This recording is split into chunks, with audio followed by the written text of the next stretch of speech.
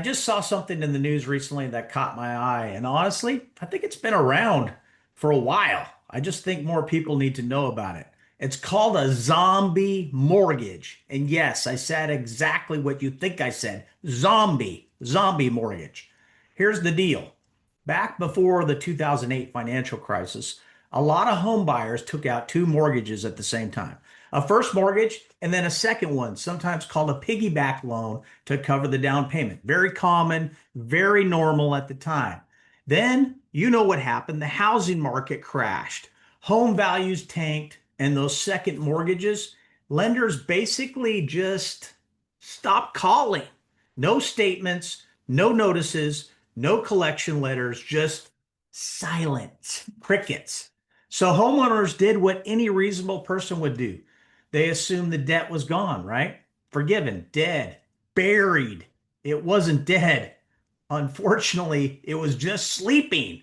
Fast forward to today. Home values have absolutely exploded, and out of nowhere, debt collectors are just showing up, demanding payment on loans that are 15, sometimes 20 years old. And here's the kicker.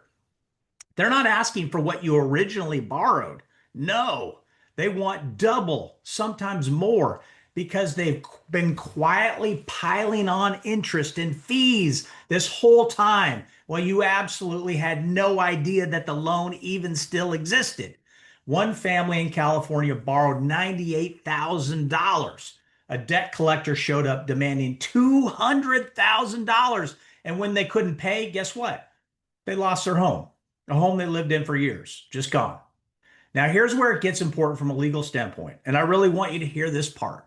A lot of these debts are actually time barred. They're barred by the statute of limitations. That means that they can't legally sue you to collect. The Consumer Financial Protection Bureau, the CFPB, has made it very clear that threatening foreclosure on an expired zombie mortgage may violate federal law. But here's the problem.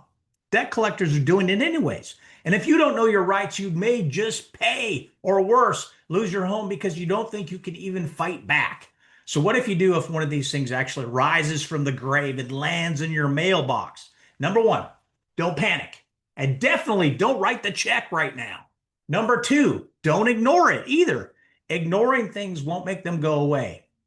Number three, talk to an attorney because whether this debt is actually enforceable, time barred, or just flat out fraudulent depends entirely on the specific facts of your situation, and that matters enormously.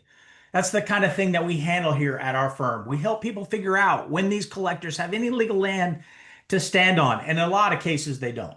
So if you want to learn more about Kelley Clark, zombie mortgages, or any other legal matter you'd like to discuss, please don't hesitate to give us a call. We're here to help.